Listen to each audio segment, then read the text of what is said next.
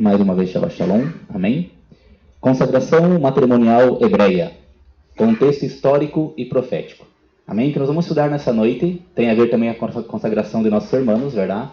Mas também para que nós podemos entender por que é tão importante para Israel a boda matrimonial e também a consagração. Amém? Nós outros, como comunidade, temos costumes de actuar de duas formas quando há uma unidade, uma bendição para dar para uma pareja. Se essa pareja já se conheceram afuera e se tornaram israelita, essa pareja então ele recebe uma consagração na hora da imersão, quando a pareja faz a imersão juntos, verdade? Ou quando vem primeiro a esposa, ou vem primeiro o esposo e depois vem o outro, verdade?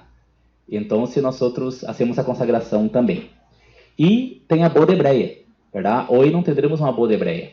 Mas a boda hebreia, ela pode ser feita de una, ou podemos fazer como algo secundário. Primeiramente, a consagração do matrimônio, nós vamos entender por quê, verdade? Por que também não é errado consagrar o matrimônio sem a necessidade de fazer uma boda hebreia. Amém? Sabemos que a boda, como todo casamento, existe custos, verdade? Existe toda uma organização, então muitas vezes não é possível ser de una, verdade? Ou por outros motivos também, por qualquer motivo também que não seja possível ser, é possível então consagrar esse matrimônio. Porque para o povo de Israel, e também diante de Yahweh, o casamento acontece quando o varão toma para si sua esposa. Amém? E nós vamos ver que dentro da história da Bíblia, da Escritura, em nenhum momento nós vamos ver, assim, no início, verdade, que haciam uma boda.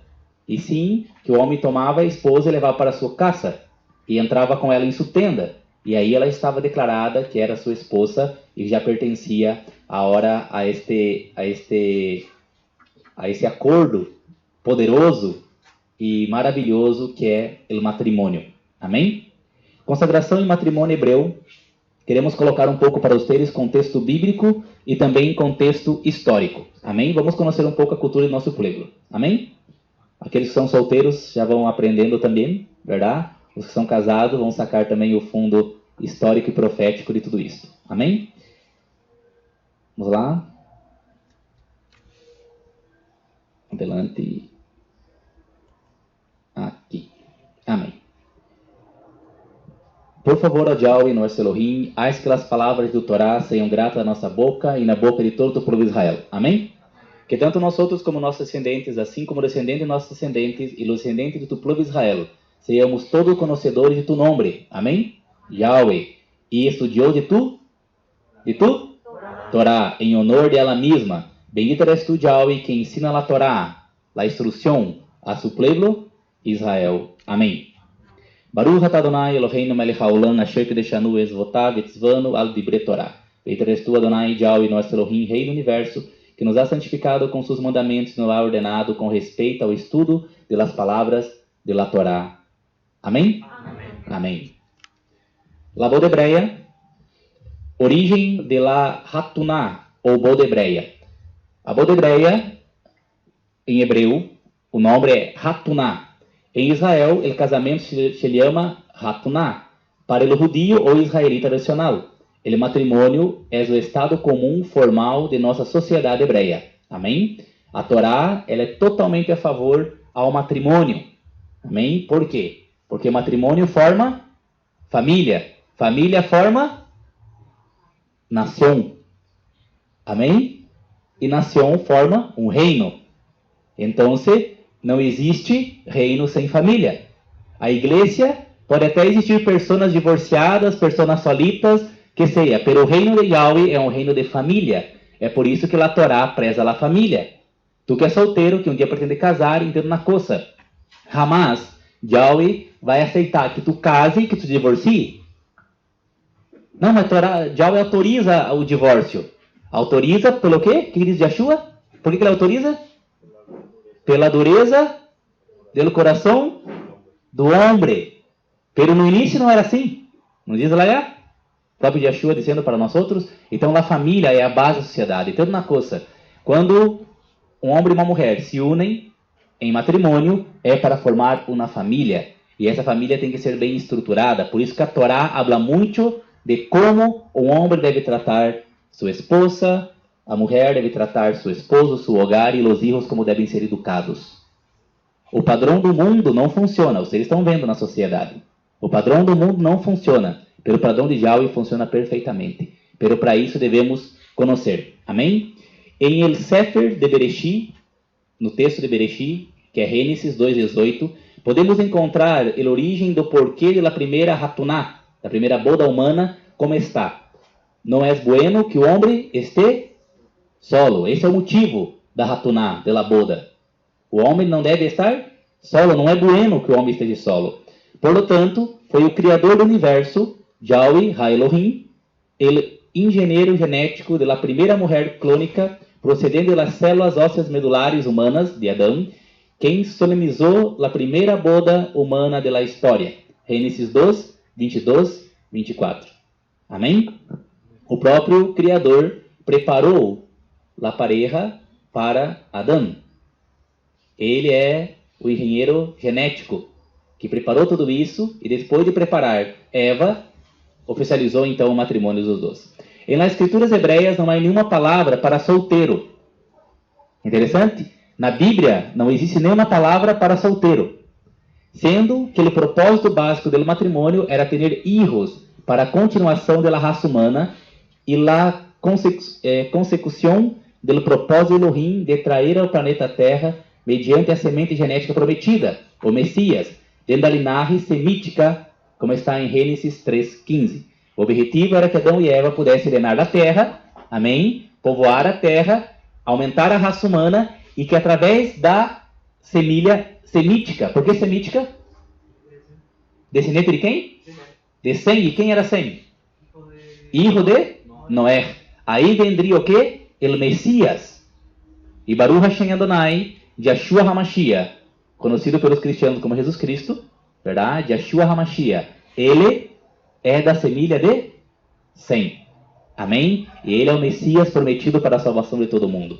Seja cristianos, seja israelitas, seja judios, ele é o Messias prometido. Agora compreendemos bem a declaração da família de Rebeca, quando la bendijeron, hermana nuestra, semal de milhares e conquiste dos descendentes la porta de seus inimigos. Gênesis 24, 60.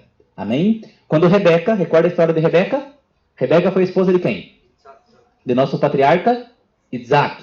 Isaac era filho de quem? De nosso padre Abraão Avino, de nosso padre. Amém? E agora ele manda seu servo buscar o quê? Na casa de seus parentes. Uma esposa para seu filho. Amém? E então, quando a família vai bendizer a Rebeca para seguir o servo de Abraão para levá-la como esposa para Isaac, ele dá uma bendição e diz: hermana nuestra, semada de milhares e conquista os descendentes da porta de seus inimigos. Ela foi madre de milhares? Foi, verdade? Cumpriu a profecia. Também, el ruego de Raquel a Jacó. Quem que era Raquel? A esposa de qual patriarca? Jacó. Foi cambiado o nome de Jacó? Como foi cambiado o nome de Jacó? Para Israel.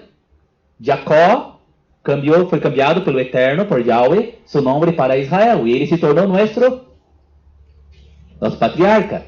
Nosso patriarca Jacó, nosso patriarca Israel. E o que passou aí?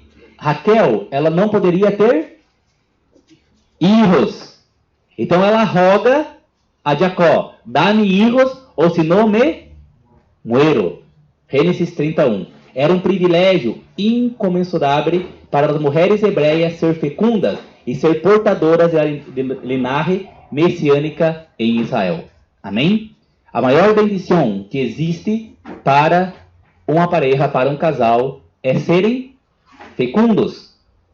Amém? É dar à luz a filhos. Amém? Outro dia vimos na clínica um casal que estão há 11 anos juntos e não podem ter filhos. E eu fui sincero com eles eram católicos, verdade? Cristianos. E Gabriel, os seres cristianos têm que ir uma coisa.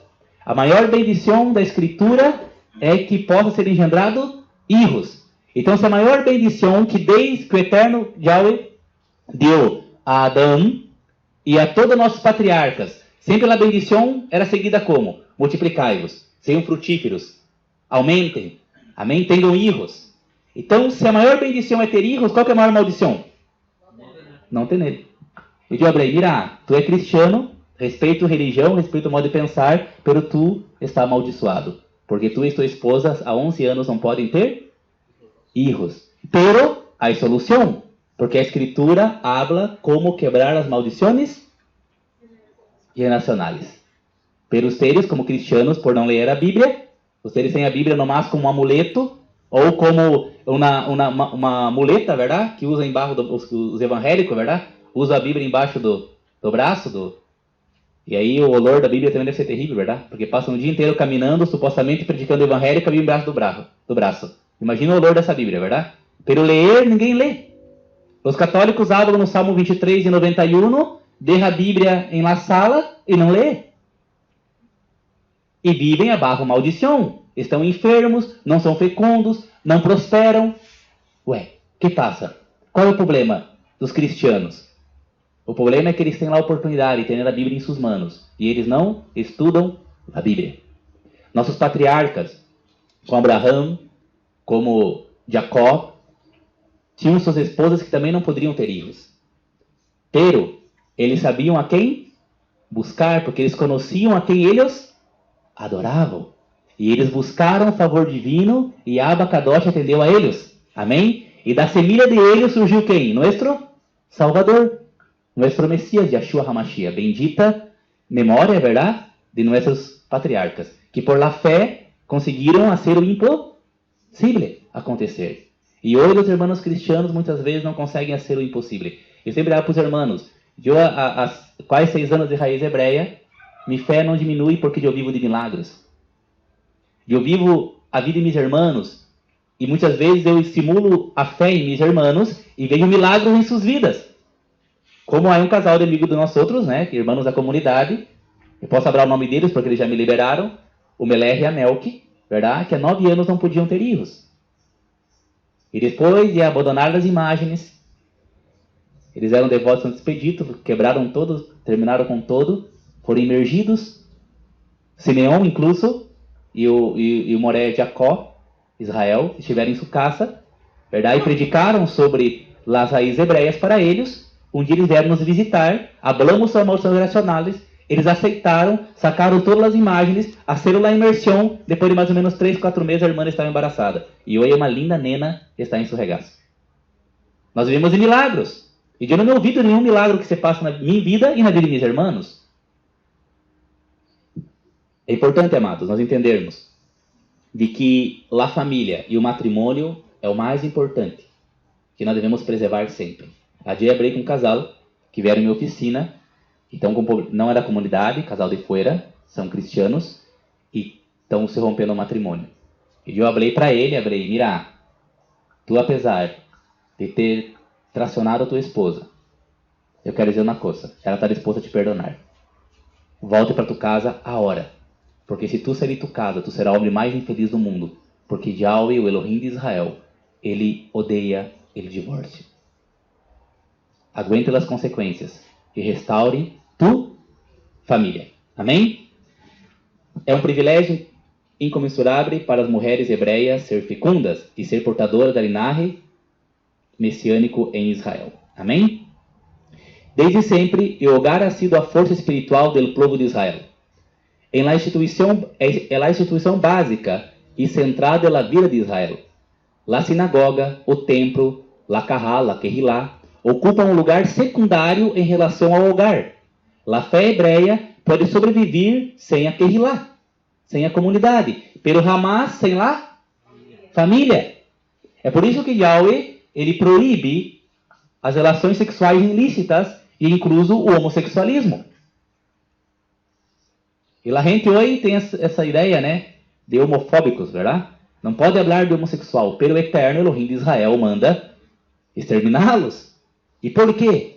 Porque é impossível engendrar vida e ter família e ter uma nação, ter um pueblo, onde todos sejam do mesmo sexo. Isso é antinatural, anti-a Torá do Eterno, e o Eterno proíbe. E hoje nós vemos a febre que existe no mundo hoje de homossexualidade. É os desenhos animados como Bob Esponja, por exemplo, que é homossexual. Se tem dúvida, assiste ele mais assim de perto. Não deixe os filhos assistir isso. Telenovelas, películas llenos de travestis, de homossexuais, colocando na mente do pueblo isso como uma coisa normal. A religião da nova era, que é a religião que está hoje englobando e sendo o comunismo, a união religiosa mundial, tem uma visão em relação ao homossexualismo. E que eles acreditam na reencarnação, coisa que nós todos não acreditamos. Que a pessoa morre e volve, verdade? Em outro corpo. E eles creem que na primeira reencarnação a pessoa vem mulher. Depois evolui. Na segunda encarnação vem homem. E depois evolui ainda mais. E na terceira encarnação vem homossexual. Então isso é considerado um semideus sobre a terra e deve ser respeitado e adorado como tal. Isso é a mentalidade satânica. E é muito fácil identificar a mentalidade satânica. É totalmente ao contrário lá na Torá. O Nabô hebreia não se considera só uma sociedade. De acordo com os sábios, a pareja, antes de barrar ao mundo, eram parte de uma mesma alma. Al barrar, essas duas metades se investem em distintos corpos, metade homem e metade mulher. Quando chegam à madurez, se buscam até reencontrar-se, e Yahweh los une barro a la Rupá. La Rupá é como se fosse uma cabanha, verdade? Aonde é hecho as bendições matrimoniais a barro. Amém? Então, na mentalidade hebreia dos sábios, eles creem de que o Eterno, ali arriba, ele divide uma só alma em dois, homem e mulher, e coloca sobre a terra. E ele vai trabalhando na vida das pessoas para que eles possam encontrar um dia. E ao se encontrarem, se completam. Amém? É por isso que habla. Deixará o homem, seu padre e sua madre, estará uma só carne com sua esposa. Amém? Uma só carne, uma só alma, um só pensamento. Completo. Amém? Aqui tem a Rupá. Aí tem um moré, um rói, um rabino, abaixo de la Rupá. E aí estão os noivos, uma boda hebreia, verdade? Recebendo as orientações de la Torá. La Hatuná, que é a boda hebreia, não é só uma união, senão uma reunião dessas duas metades, que por fim se volvem a unir. Em hebreu, a cerimônia de casamento se chama Kiddush, consagração, um acto santificado e um mandamento divino, e em que se refleja uma vida dedicada aos valores ideais espirituais. Ou se unem em matrimônio para poder ficarem bem financeiramente, para poder ter um companheiro nomás e assim não estar solo, para fugir da soledade.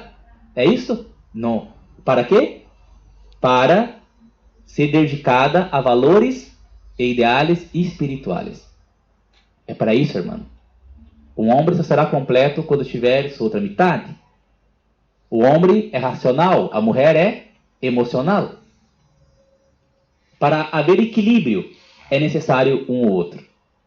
Para que a mulher não seja demasiado emocional, e a mulher sempre sofre quando está sola por ser muito emocional. O homem demasiado racional, todo quadrado, verdade? E aí confusão também. Pero quando se une a equilíbrio, aí a duas metades do rompecabezas. O que passa muitas vezes é que muitos jovens buscam sua própria vontade para o casamento. E não esperam que Yahweh separe sua outra metade, que ele sabe muito bem quem é, e vão buscando por aparência, por desejo físico e sexual, por interesse financeiro, por status, e aí é um problema. Porque é a razão dos divórcios que nós vemos hoje na sociedade. Essa santidade se vê reflejada em los detalhes de la cerimônia nupcial. Dizem nossos sábios que um casamento se assemelha ao momento de la entrega de la Torá. Forte. Yahweh se apresentou como el Hatam, el novio, e el povo de Israel, Alá, Kalal, la novia. Amém? Nós vamos entender isso. No Monte Sinaí, em el Monte Sinaí, las nubes de proteção é la Rupá. Los relâmpagos, las luzes de la menorá encendidas. Amém? Los truenos, la música. E los 10 mandamentos, la leitura da Ketuná. Ketuná é um pacto de matrimônio. Bajo a este acto de santidade, los noivos recebem um caudal de bendições, como o potencial necessário para levar adelante um hogar, colmado de armonía, felicidad y alegría para ellos y sus descendientes. La pareja se asocia a Yahweh en la obra de la criação, porque aí cria um hogar. Interessante? Amém? Então está aí.